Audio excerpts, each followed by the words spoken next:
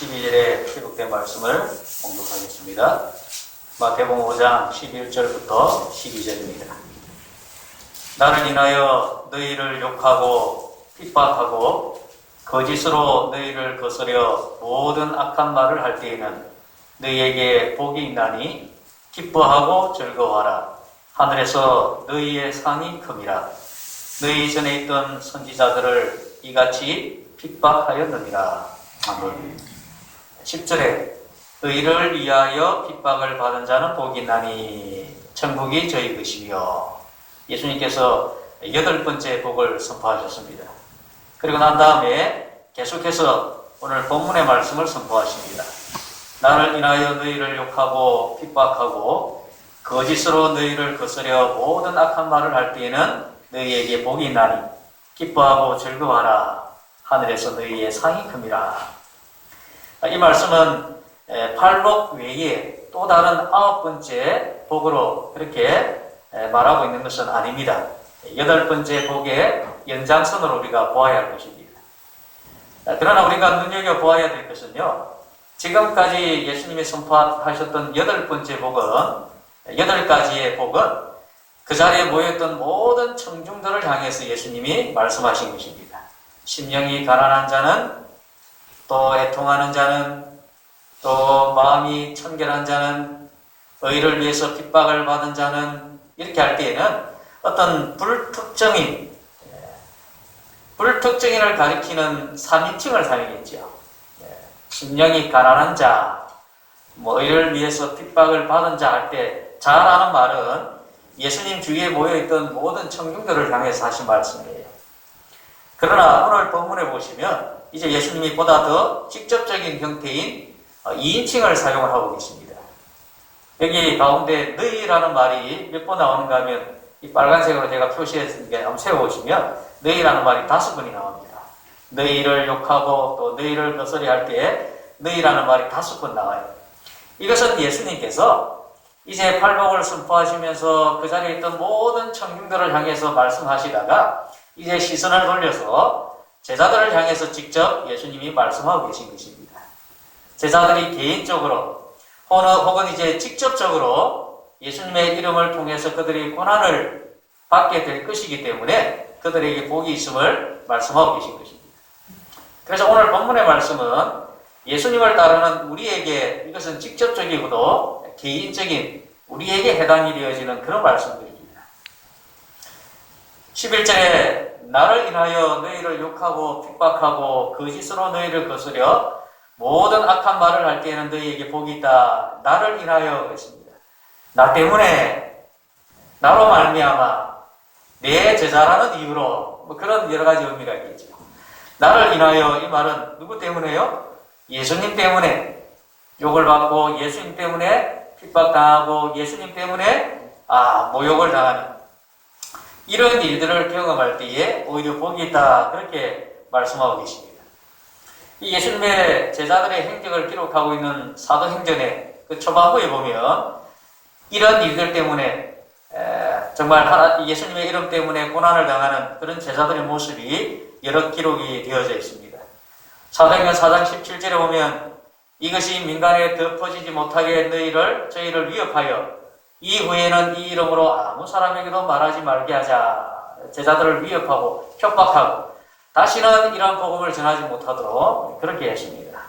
5장 17절 18절에는 대제사장과 그와 함께 있는 사람 즉 사두개인의 당파가 다 마음에 시기가 가득하여 일어나서 사도들을 잡아다가 옥에 가두었다. 감옥에도 가고 또 5장 40절에 저희가 옳게 여겨 사도들을 불러들여 채찍질을 하며 예수님의 이름으로 말하는 것을 금하고 놓으니, 사도행전 8장 1절에 사울이 그의 죽음 당함을 마땅히 여기더라. 그날에 예루살렘에 있는 교회에 큰 핍박이 나서 사도회는 다 흩어졌다.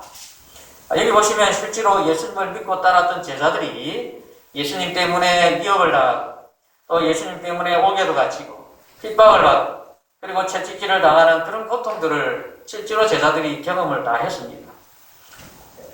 제자가 되기 위해서 예수님을 찾아왔던 사람들에게 예수님께서 말씀하시기를 너희가 내 이름을 인하여 모든 사람들에게 너희가 미움을 받을 것이라 그렇게 말씀하셨습니다. 예수님 때문에 고통을 당하고 그리스도인들이 예수님 때문에 미움을 당하고 예수님 때문에 어려운 일을 당하고 그를 위해서 고난을 받게 되는 것은 이것은 너무나 당연한 일이라는 것입니다. 그래서 그것을 피해가고자 할 때에 우리는 원칙에서 벗어나게 되는 것입니다. 이 삼천포에 살면서 좋은 것 가운데 하나가 뭔가 하면 처가가 마산에 있기 때문에 명절에 차가 막히는 일이 별로 없습니다. 그런데 지난번에 작년인지 재작년인지 기억이 잘 안 나는데 아주 오래됐는데 주말 오후에 처가에 갈 일이 있어서 차를 타고 가는데 하만 못 가서부터 차가 막히기 시작하는 겁니다. 하만 못 가서부터 차가 밀리는데 이제 완전 거북이거든요. 가다 썼다 가다 썼다. 저는 그런 걸 보면 너무 답답해 하거든요. 그래서 그냥 하만 IC로 빠졌습니다. 하만 IC로 빠져가 구도로 타고 가려고 탔는데 저는 좀 더 빨리 가보려고 그렇게 구도로를 탔는데 이건 거북이 걸음도 아니고 완전 주차장인 겁니다. 아예 차가 꼼짝을 안 하는 거예요. 옆에 있던 이진영 씨가 그냥 가는 길로 가면 되지 그걸 못 참고 그랬냐. 당신은 왜 이렇게 진득한 맛이 없냐. 잔소리를 합니다 이제. 그러면 속에서 짜증이 나죠. 그래도 아이들이 타고 있으니까 끝으로 표현을 못하고 속으로 그냥 못마땅하게 생각을 하고 있는데 그때 라디오에서 이런 멘트가 딱 들려오더라고요. 아마 그때가 성묘 때인지 하여튼 차들이 고속도로에 많이 막히던 그런 때 같았습니다. 그때 무슨 말이 나왔는가 하면 상황을 피해갈 수 없거든 그 상황을 즐겨라 하는 그런 멘트가 흘러나오더라고요. 상황을 피해가지 못하면 차라리 그것을 즐겨라.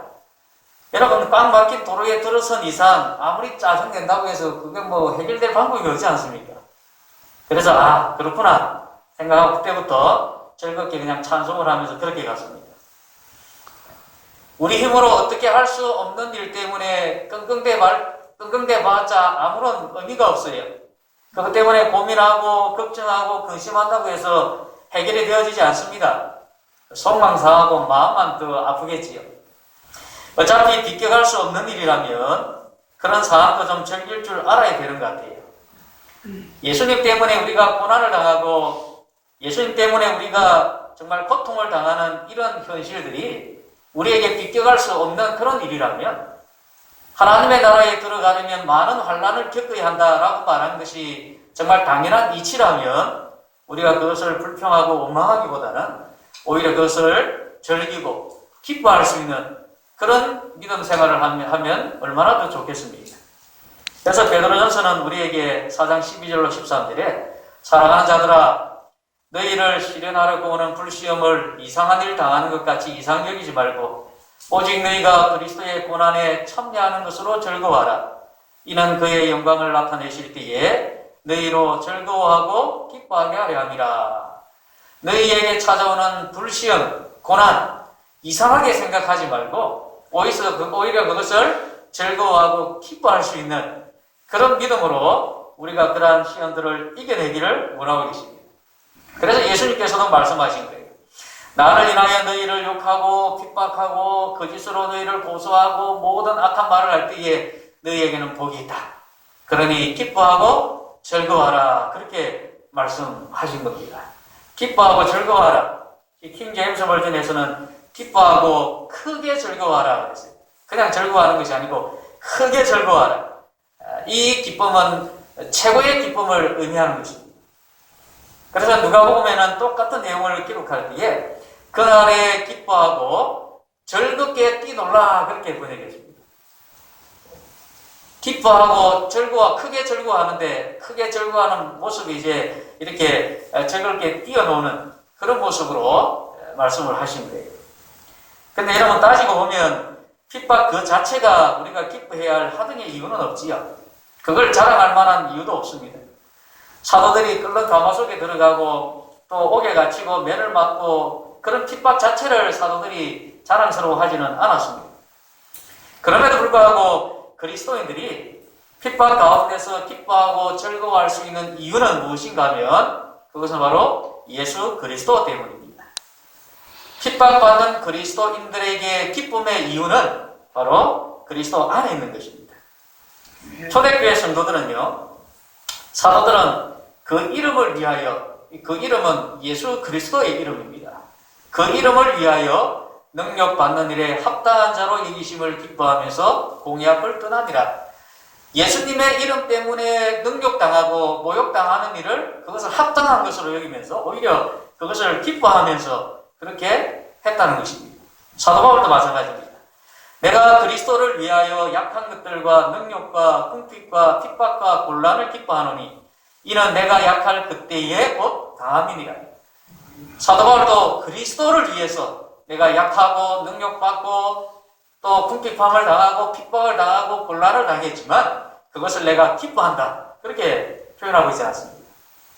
그들은 예수님의 이름 때문에 능력을 당하고 핍박을 당하고 예수의 이름 때문에 거짓 고소를 당하고 그렇게 했지만 그러나 그들은 기뻐했습니다. 고난 자체를 기뻐했다기보다는 그리스도 때문에 기뻐한 것이죠. 더 정확하게 말하면 그리스도 때문에 고난을 당해서 기뻐했던 것입니다. 그래서 그들은 고난 중에서도 하나님의 일이 즐거웠어요. 핍박 가운데서도 복음 전하는 일이 기뻤던 것입니다. 여러분, 바울이 우리에게 항상 기뻐하라 그랬지요.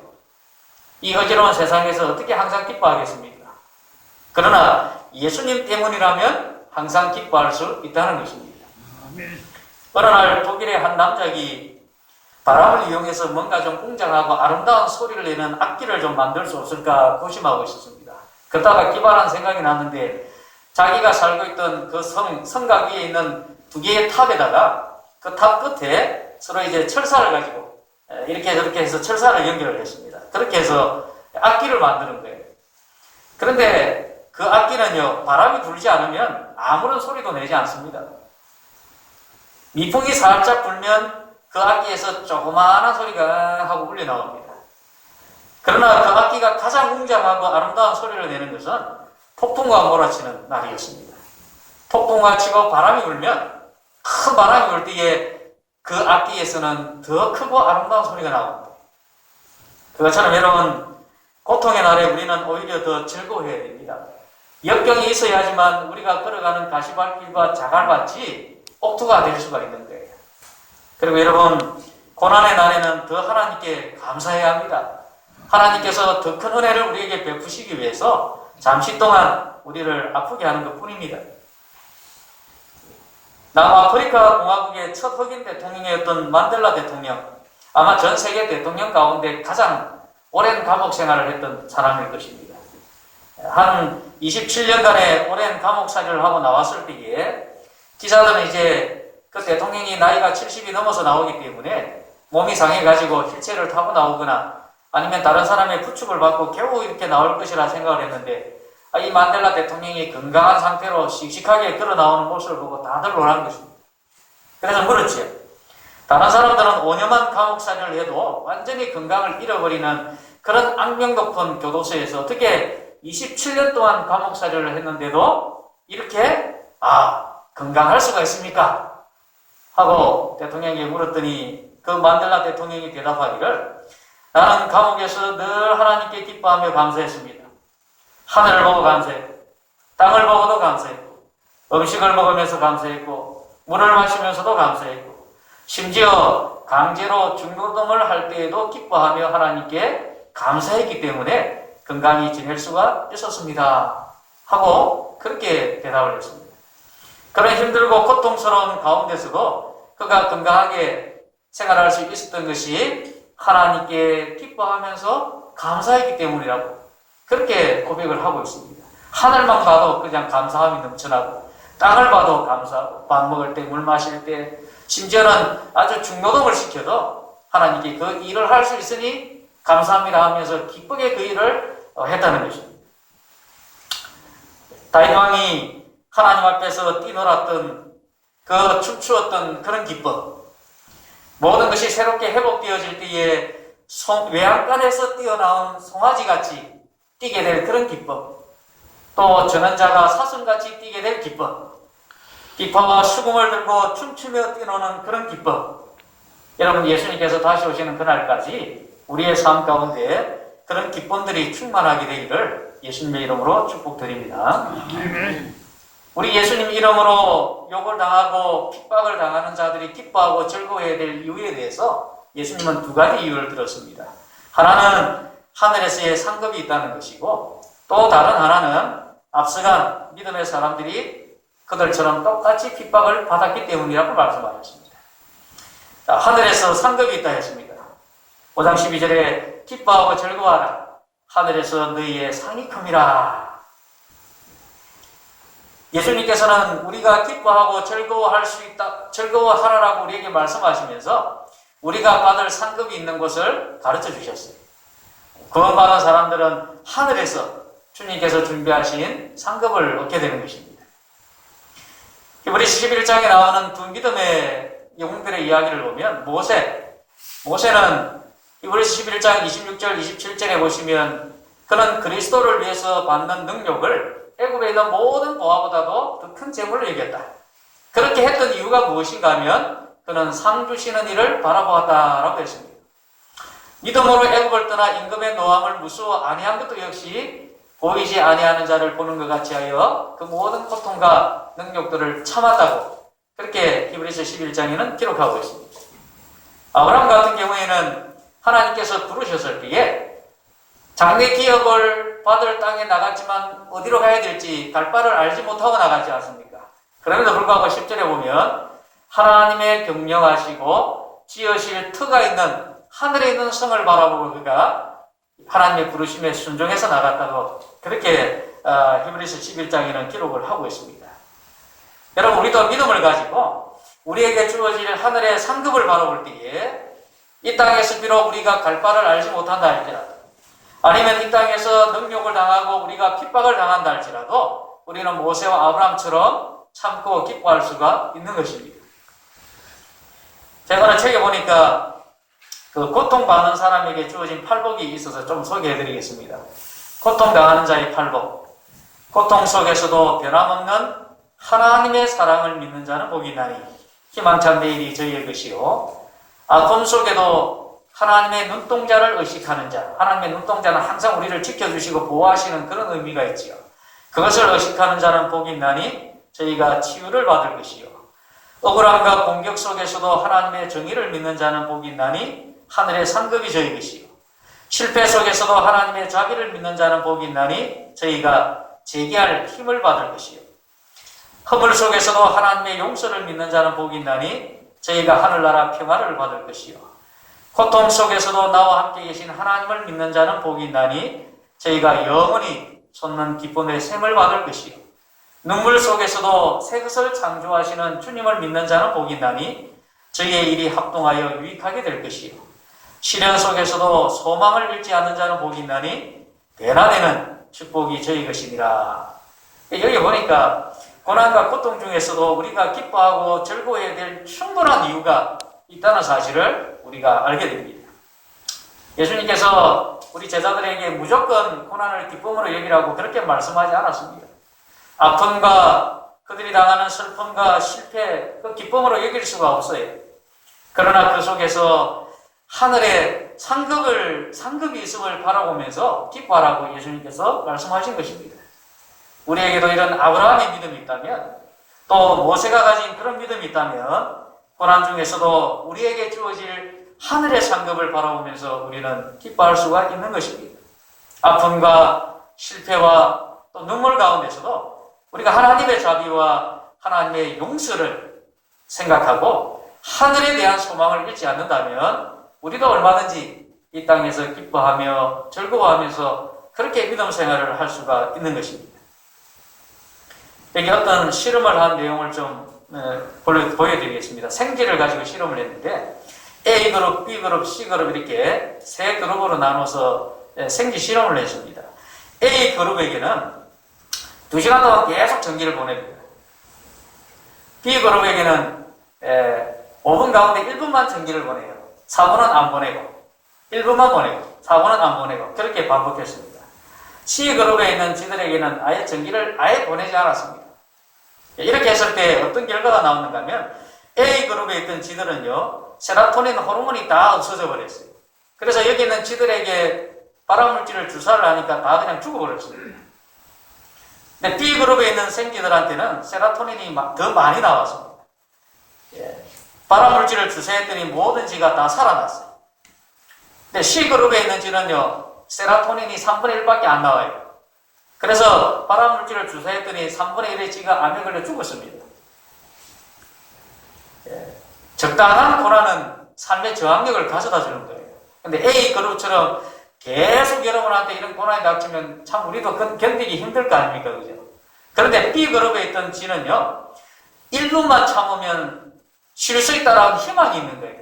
1분만 견디면 쉴 수 있구나. 1분만 견디면 벗어날 수 있구나. 그런 희망이 있다는 것입니다. 그래서 B그룹에 있는 쥐들가 적당한 고난은 좋은 거라고 말이죠. 소망이 있으니까. 우리 사람들도 여러분, 만약에 소망이 없으면 우리는 살아가는 의미를 아마 잃어버리게 될 것입니다. 그러니 사랑하는 성도 여러분, 여러분 모두가 하늘에 소망을 두고 살아가게 되시기를 간절히 바랍니다.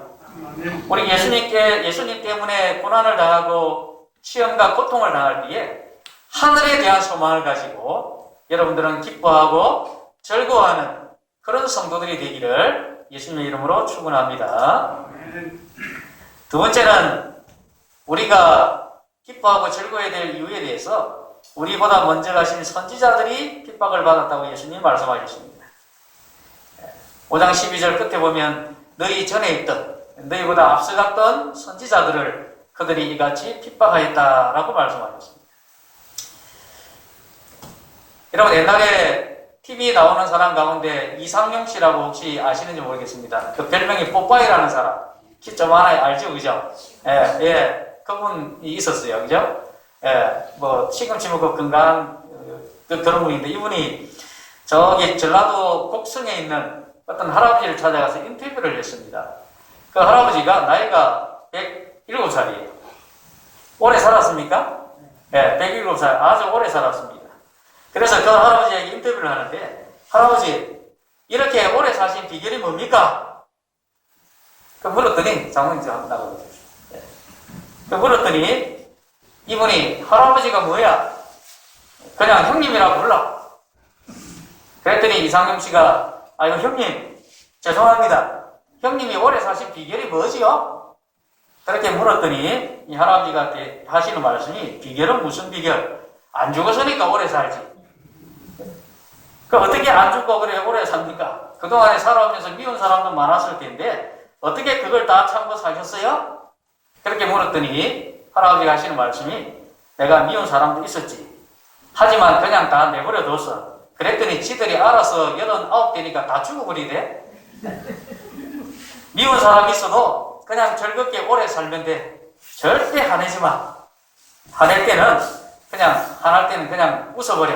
하하하하 하면서 그렇게 다 웃어버리면 그냥 다 돼.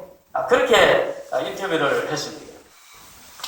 우리가 이 삶의 지혜가 부족할 때에는 앞서간 선조들에게 우리가 교훈을 배울 수가 있습니다.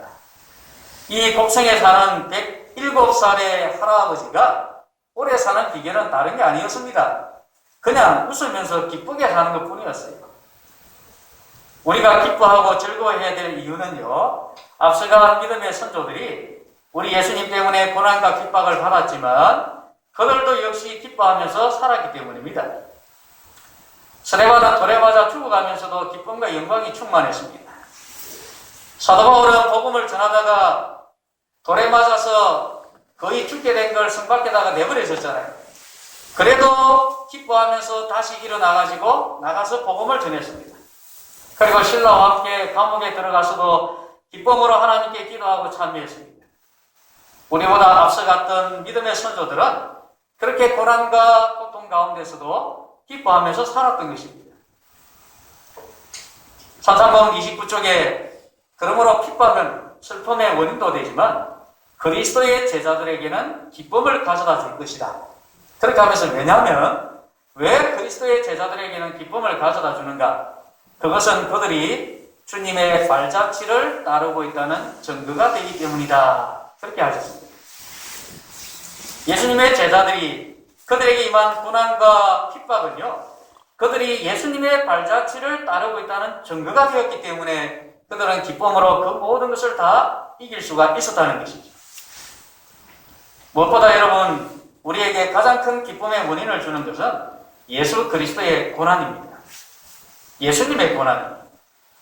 예수님께서 겟세마네 동산에서 원수들에게 붙잡히고 난 다음에 예수님의 행적을 좀 정리를 해보면 안나스에게 끌려가서 신문을 당합니다. 그 다음에 가야바 대제사장에게 다시 신문을 받게 되죠.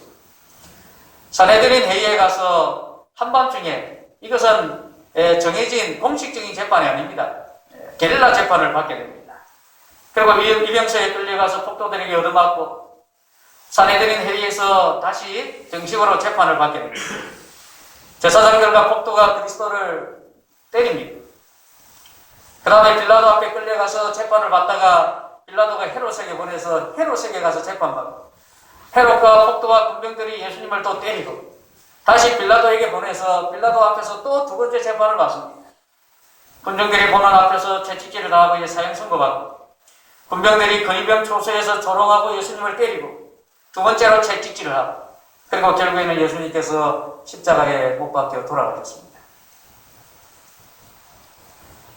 예수님을 때렸던 그때 당시 채찍을 보면 사진으로 이런 모양인데, 그 기록에 보시면 짧은 손잡이에 소 가죽으로 된 여러 갈래 가죽끈이 달린 채찍으로서 살점을 찍기 위해 작은 지골, 이 짐승의 뼈, 손가락에 발가락 뼈 같은 그런 뼈를 거기다 붙이든지 납추나 청동 갈고리를 거기에다 달아놓은 거예요. 만든 자는 손이 천장에 달린 고리에 달리거나 위에다가 고리를 달아놓고 거기에 이렇게 두 손을 이렇게 묶여 있거나, 그러니까 벽에 이렇게 길에 서 있거나, 아니면 기둥에 사진 묶임으로써 이 손을 뒤로 앞으로 이렇게 어긋나게 이렇게 묶여가지고 채찍 맞기에 용이한 자세를 취하게 되어 있었다. 2명 이상의 군병이 앞뒤에서 채찍을 휘둘렀을 것인데 그 군병들은 힘이 좋아서 선발이 되었고 죽이지 않고도 가장 지독한 상처를 받도록 훈련을 받았다. 힘이 좋은 군인들이 때려도 안 죽을 만큼 때립니다. 안 죽을 만큼 때리는데 정말 지독한 상처를 가하도록 훈련받고 한다는 것입니다. 그게 더 힘든 거죠. 예수님께서 그런 고난 가운데서도 죄인들을 향한 예수님의 사랑은 식지가 않았습니다. 오히려 죄인들을 향한 예수님의 사랑은 더 커져만 갔습니다. 그들이 고문을 가해도 상상하지 못할 여러 가지 고통과 학대와 모욕을 가할수록 오히려 그들을 향한 예수님의 사랑은 더 강해졌다는 것입니다. 그래서 십자가 위에서도 아버지여 저들을 용서해 주십시오. 자기 하는 것을 알지 못합니다. 그렇게 예수님께서 그들을 위한 죄 용서의 기도를 드립니다. 자기를 폭행하는 자도, 채찍질하는 짐승 같은 자도, 조롱했던 비겁한 그런 사람들도, 침을 뱉었던 비열한 사람들도 오히려 예수님께서 그런 고통과 고난 가운데서 그 이전보다 그들을 더 사랑하게 되었다는 것입니다. 하나님께서 여러분, 예수님이 그런 십자가에서 돌아가셨으니까 예수님이 내 아들이 저래 죽었으니까 내가 저 인간들을 사랑해야지, 그게 아닙니다. 하나님께서는 우리를 사랑하셨기 때문에